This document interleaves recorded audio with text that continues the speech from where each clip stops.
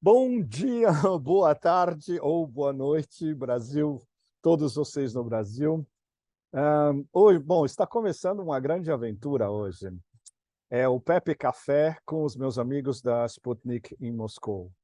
E eu deveria estar em Moscou agora, mas eu estou em Bangkok, na Tailândia, na minha ex-casa, minha casa até um pouco menos de 2 anos atrás, na minha rua, o Soi Ramrudi, que está aqui atrás.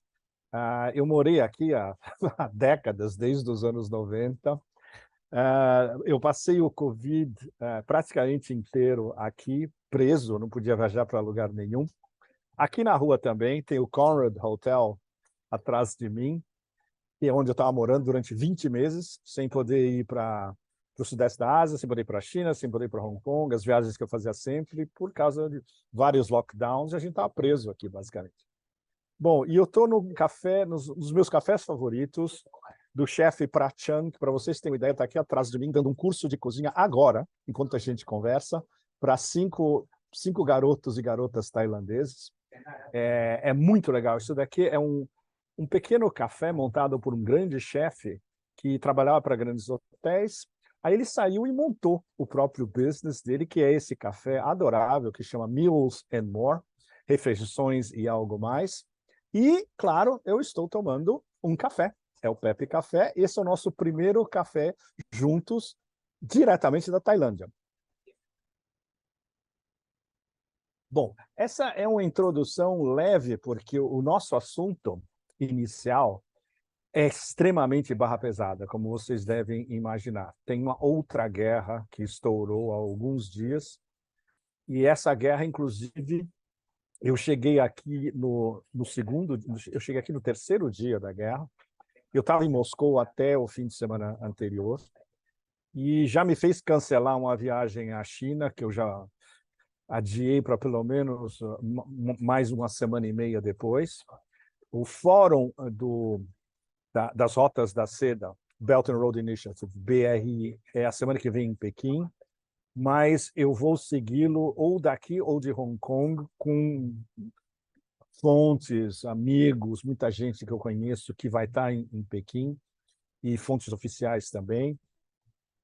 E porque a concentração agora, evidentemente, é a guerra na Palestina. Até uma pequena introdução pessoal para vocês também é legal. Eu tô on the road dessa vez, acho que há dois meses e meio, talvez até mais. Começou em julho. Começou em julho, eu estava na Sicília. Depois eu voltei rápido para Paris. Em agosto eu fui para o que os melhores historiadores da Ásia Central definem como the Heartland, que é o coração das terras da Eurásia, entre Samarcanda e Bukhara, as históricas Samarcanda e Bukhara. De Tashkent, a capital do Uzbequistão, eu fui para Moscou e eu fiquei na Rússia quase 2 meses, fazendo duas viagens absolutamente essenciais. A primeira, para o Fórum do Extremo Oriente Russo em Vladivostok, que foi, na verdade, vir para cá, para a Ásia. Para vocês terem uma ideia, a distância de Moscou até Vladivostok é equivalente à distância de Moscou a Bangkok, na Tailândia. A diferença é que você atravessa 7 fusos horários para ir do oeste da Rússia ao leste da Rússia, e você está no mesmo país. E, vindo para cá, você atravessa uma parte da Ásia Central, do norte da Índia e uma boa parte do sudeste da Ásia. Bom, então eu vi o Fórum de Vladivostok e a semana passada, literalmente, eu acompanhei o encontro anual do Valdai em Sochi, onde Putin fez um discurso excepcional, como sempre, e depois teve perguntas e respostas tão excepcional quanto o discurso, com vários temas super importantes. Então, claro, todo esse tempo eu estava Ásia Central, Rússia, focalizado nos próximos passos da União da Eurásia. E, evidentemente, no meio a gente sabia que tinha alguma coisa no ar entre Israel e Palestina há pelo menos algumas semanas. Ninguém sabia o que isso poderia acontecer. mas tinha um sentimento de que algo muito importante ia acontecer, e muitos analistas muito bons, localizados, entre Síria e Líbano, Beirute especialmente, e, evidentemente, quem está, ou quem sobreviveu nesses últimos dias em Gaza, estava esperando que algo importante pudesse acontecer.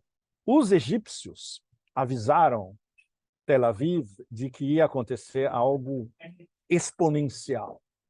Os israelenses resolveram não prestar a menor atenção aos problemas internos, problemas de guerras internas entre agências de inteligência, hubris, evidentemente, complacência, e eles achavam que pode ser que eles montem alguma operaçãozinha, as facções militarizadas em Gaza, mas a gente sabe lidar como a gente vem lidando como sempre. E a maneira como Israel lida com Gaza, e isso está numa coluna minha que deve sair essa semana, é tratar Gaza como um estado hostil, entre aspas. Essa é a definição da inteligência e do Ministério da Defesa israelense.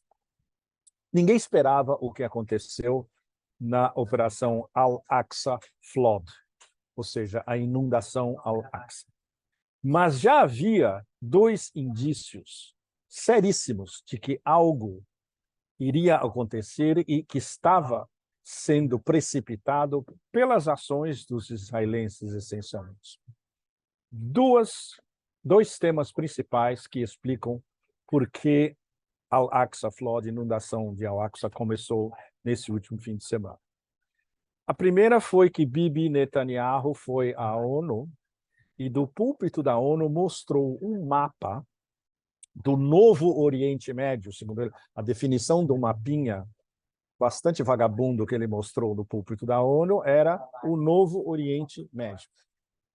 E basicamente, significava, na prática, a destruição absoluta dos palestinos e da Palestina. O mapa mostrava apenas o Estado de Israel, rodeado dos seus vizinhos árabes, com Bibi dizendo que, a partir de agora, a relação de Israel com os vizinhos árabes ia ser normalizada.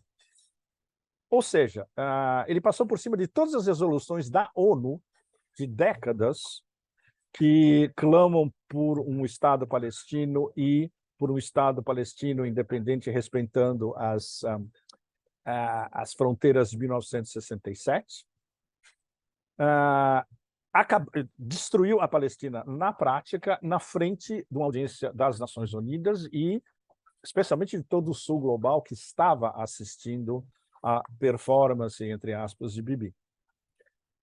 Muito pior foi o que aconteceu alguns dias depois em Al-Aqsa, em Jerusalém, terceiro mais sagrado polo do Islã e das terras do Islã.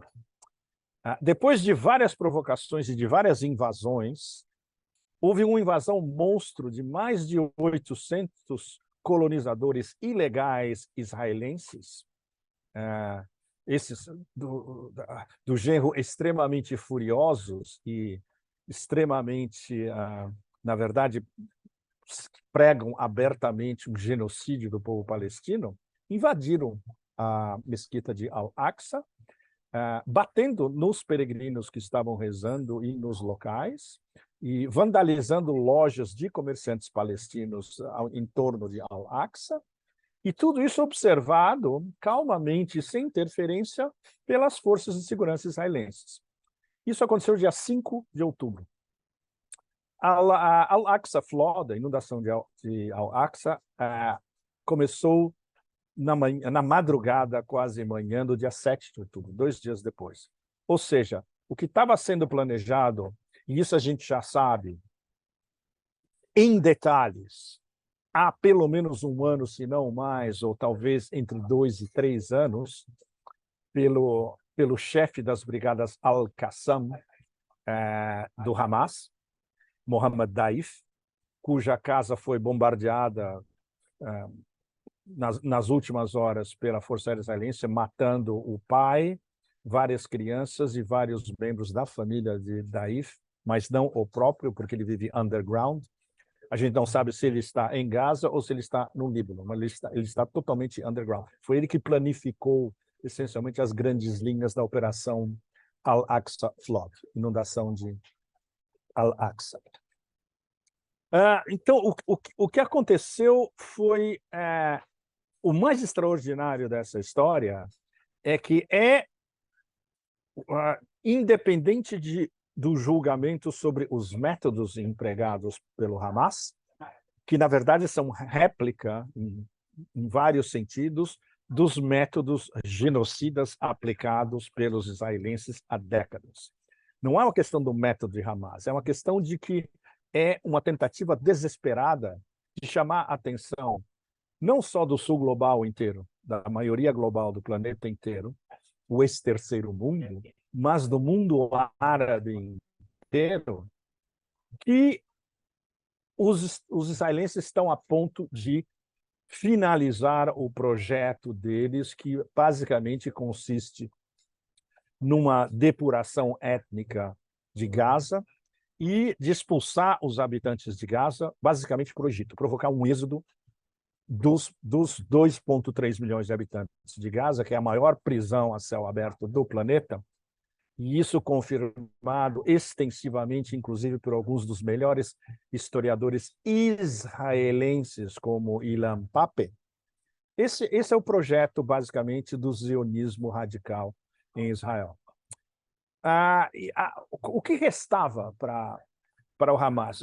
Independentemente se a gente faz o breakdown de todas as facções em Gaza, de todas as correntes políticas na Palestina ocupada inteira, o mais importante é que o que restou nesse momento como resistência palestina foi esse ataque muito bem coordenado, muito bem organizado, mas no fundo desesperado, digamos, um escape da prisão gigantesco, para conseguir armamentos, para conseguir reféns e voltar entrincheirados em Gaza, que é exatamente o que aconteceu, embora sobram alguns focos de guerrilheiros de Gaza em alguns pontos do território ocupado por Israel, fora do perímetro de Gaza, e, claro,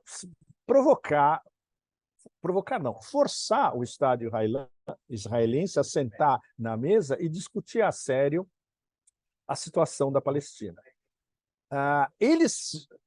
Quando digo eles, desde Mohamed Daif, a toda a liderança do Hamas e a todas as lideranças das brigadas e todos os comandos que começaram a operação no último fim de semana, sabiam que ia ser um raid, digamos, muito rápido, que eles iam ter que voltar ao território original e que a resposta israelense seria um negócio absolutamente apocalíptico, que é o estágio em que nós estamos agora, prefigurando o que já foi anunciado pelos próprios israelenses, que é uma invasão por terra de Gaza. Eles estão no estágio agora de reduzir Gaza a ruínas. Tudo que está circulando na internet de vídeos e de fotos já demonstra que em apenas alguns dias, praticamente toda a Gaza vai ser reduzida a ruínas e a escombros. Isso tudo legitimado, evidentemente, pelo poder hegemônico e legitimado pelo Ocidente coletivo inteiro, onde entra Estados Unidos, Canadá, a Europa Ocidental, o que eu chamo já há anos de NATO-stan, do Otanistão. E, claro, isso é aplaudido na imprensa hiperconservadora, mainstream, financiada por oligarcas no Ocidente inteiro. Você vê manifestações, por exemplo, em Nova York, de residentes israelenses ou de dupla nacionalidade conclamando abertamente um genocídio dos palestinos. Você vê o ministro da Defesa de uma dita democracia em Israel conclamando ao vivo, em público e para o recorde histórico, a história vai cobrar isso, um genocídio absoluto dos palestinos, uma exterminação indiscriminada, onde civis não são civis, são todos animais humanos, entre aspas. Eu estou citando esse personagem. E, claro, tudo isso, acima de tudo, soldados israelenses não têm mais limites, ou seja, isso passa por cima de tudo, Convenção de Genebra, regras crimes de guerra, crimes dentro de uma situação de guerra que foi anunciada pelo exército israelense e pelo primeiro-ministro. Na verdade, não é uma guerra, é uma espécie de tiro ao alvo numa cadeia fechada, numa jaula fechada, onde as pessoas não têm nem como escapar. O único jeito de elas escapar seria se jogar no Mediterrâneo e nadar para fora do espaço de Gaza. E a única outra possibilidade é atravessar a fronteira com o Egito em Rafah, que já foi bombardeada e que provavelmente comboios humanitários também podem ser bombardeados pelos israelenses, a menos que os egípcios imponham que isso é absolutamente impossível, porque esperar alguma coisa da ONU na atual situação, absolutamente fora de questão, porque a ONU é completamente emasculada e é dominada pelos americanos. Ou seja, a gente está numa situação onde o mundo árabe inteiro, veja bem, pela ordem, o mundo árabe inteiro, as terras do Islã inteiras, 1,7, 1,8 bilhões de muçulmanos no planeta inteiro, o sul global, a maioria global, ou seja, os 88, 89% do planeta que não fazem parte dos guerreiros de poltrona do Otanistão, todo mundo está vendo que isso está acontecendo. É uma epuração étnica já acelerada, é um bombardeio, o que a gente chama de carpet bombing, um bombardeio constante, sem parar, um tapete atrás do outro, literalmente, de uma população essencialmente civil que é tratada como combatentes e guerreiros. Isso é completamente absurdo. A maioria absoluta da população que vive, que tenta sobreviver em Gaza, eles são civis. Ou seja, é um crime de guerra de atacar civis sem resposta, que o máximo que eles podem ter é jogar uma pedrinha contra os tanques. Os tanques ainda não chegaram. Isso vai ser o segundo estágio, que vai ser a invasão por terra, já anunciada pelos israelenses, se eles tiverem, evidentemente, os cojones para cumprirem, que vai ser uma invasão do exército israelense, e isso levaria a combate escombro por escombro, para eles ocuparem as ruínas de Gaza totalmente, o que pode levar, entre outras coisas, a uma conflagração total no Oriente Médio. Já houve avisos, e basicamente direto ao ponto, tanto da Síria, do Hezbollah e do Irã, de que se houver uma invasão de Gaza e se o genocídio da população civil de Gaza for operado na própria Gaza, as ramificações vão ser absolutamente incandescentes, muito mais do que o bombardeio que está acontecendo agora. Então, tudo isso tem uma relação direta, e o timing disso tudo, além da terminologia aplicada pelos israelenses, com o fracasso absolutamente intergaláctico do Otanistão inteiro na Ucrânia. Todo mundo já deve ter percebido que a narrativa mudou completamente e a Ucrânia simplesmente desapareceu de noticiário em todo o Ocidente, embora continue, por exemplo, na Ásia Central, em várias partes do espaço pós-soviético e na própria Rússia, evidente, e inclusive com um atual, digamos, o prenúncio de uma ofensiva já russa para recuperar territórios e, especialmente, cortar a linha que chega a Advika, que é onde saem os bombardeios contra civis, justamente, que vivem no Donbass, pelos ucranianos, orientados pela inteligência da OTAN. Ou seja, tudo isso desapareceu completamente já há praticamente uma semana das primeiras páginas dos telejornais do Ocidente inteiro, pelo menos, e de uma boa parte do sul global também, as colônias, evidentemente, os vassalos. E tudo isso foi reposto, evidentemente, por defender Israel, porque, evidentemente, do ponto de vista dos americanos, do Império Hegemônico, do Ocidente coletivo e dos vassalos do Império, Israel é extremamente importante, muito mais importante do que a Ucrânia, que, basicamente, do ponto de vista desses fazedores de guerra e do partido da guerra, que é, basicamente, todo o complexo industrial militar americano em Washington, Virgínia e Maryland, no que a gente chama de Beltway, a Ucrânia, a única coisa que serve é a guerra até o último ucraniano. Ou seja, pode matá-los à vontade, porque não somos nós, são eslavos, são inferiores, e a única coisa que eles servem é para ser bucha de canhão da nossa guerra por procuração, nós, império e vassalos, contra a Rússia. E também, evidentemente, pronunciando a guerra contra a China no futuro, e, evidentemente, uma guerra contra a Europa, porque tudo que aconteceu desde o início da operação militar especial em fevereiro do ano passado, o bumerangue foi completamente absurdo e está levando à devastação industrial, psicológica, cultural e econômica da Europa. Tudo isso desapareceu completamente. A única coisa que existe agora para o Partido da Guerra, para a atual administração do senil, que mal consegue babar e se esquece de tudo do que foi dito no seu teleprompter ou na sua escuta nos últimos 5 segundos, é apoiar Israel, mandar uma frota, evidentemente, que isso chegando a longo prazo pode ser destruída por 2 ou 3 mísseis dos novos mísseis de última geração iranianos, se a gente chegar a esse ponto horrível, mas bastante plausível.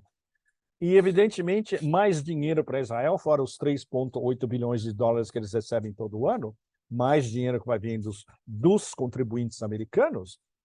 E, evidentemente, a culpa de tudo que aconteceu já está sendo distribuída pela mídia vassala ocidental como um todo, em cima do novo eixo do mal, que, como vocês todos já devem saber, é Rússia, China e Irã. Em diversas escalas, esses são os culpados da ofensiva do Hamas contra Israel, sem prova nenhuma, evidentemente. Eles estão por trás e, evidentemente, toda essa mídia completamente avessa a um pensamento crítico, evidentemente, totalmente controlada por controle remoto, incapaz de pensar por si própria e basicamente vil na maneira como se abaixam a todas as ordens que vêm do Pentágono, da CIA, do Departamento de Estado. Ninguém percebeu que as condições que foram criadas para a resistência palestina lançar um ataque tão desesperador como seja, mas um ataque que está virou e vai virar o jogo em todo o oeste da Ásia como um todo, quem plantou as condições para que isso acontecesse foi o general Soleimani, que foi assassinado justamente pelos americanos no início da década que nós estamos vivendo, que eu chamei, no meu último livro, de Raging Twenties, os anos 20 da raiva, que é exatamente uma citação lateral dos Roaring Twenties dos anos 20, que eram os anos 20 das grandes festas, imortalizadas, entre outros, pelo Hemingway. Antes, claro, que viesse a crise de 29 e depois tudo que aconteceu depois, levando à Segunda Guerra Mundial. Então, a gente está num ponto de inflexão geopolítico. Se a gente já estava num ponto de inflexão geopolítico com a humilhação de todo o Afeganistão no terreno em Donbass e na Ucrânia como um todo, agora é muito mais complicado, porque agora tem não só esse foco, como o foco que estava, basicamente, todos os analistas estavam esperando que explodisse mais cedo ou mais tarde, que é o grande problema no mundo muçulmano inteiro não resolvido e de choque absoluto, não só de civilizações, mas um choque entre um exclusivismo total do zionismo configurado como um herdeiro lateral do nazismo contra um povo indefeso, em desrespeito a resoluções da ONU e, basicamente, a maioria absoluta da opinião pública do planeta inteiro, que sabe da legitimidade da existência de um Estado palestino independente e soberano.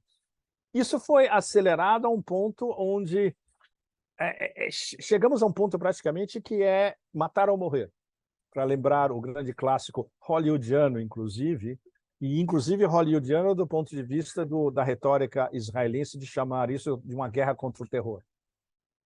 Isso entregou o jogo de que eles estavam esperando que isso acontecesse e estão usando a ofensiva do Hamas como um pretexto. Ou seja, desde o início, a gente estava trabalhando com duas hipóteses.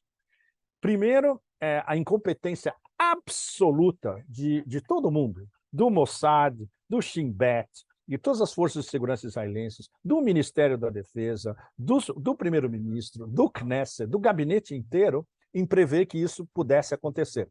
Como todos os bons analistas no terreno, libaneses, sírios, iranianos, estavam prevendo que iria acontecer.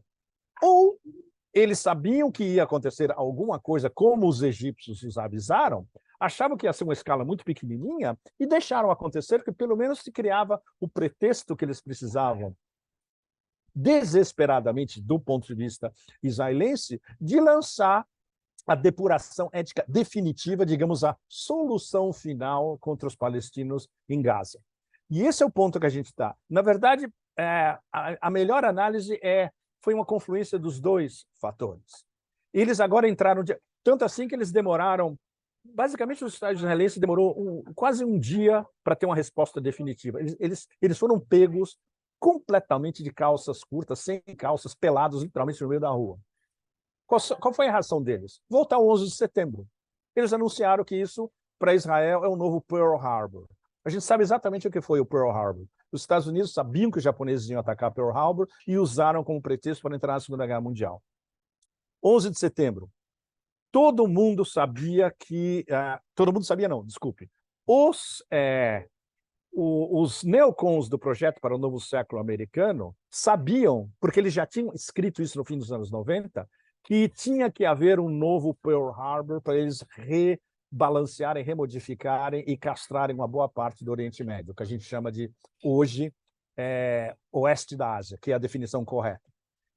Ou seja, os israelenses agora estão na terceira fase do Pearl Harbor. O Pearl Harbor é deles porque a guerra contra o terror, que eles dizem que já estabeleceram, qualificando os palestinos de animais humanos, entre aspas, é uma guerra contra o terror que vai até o fim e que vai levar, do ponto de vista deles, a depuração étnica, o extermínio ou a expulsão ou ao êxodo de todos os palestinos das suas terras ancestrais, provavelmente para o Egito, que é o que eles gostariam no fundo.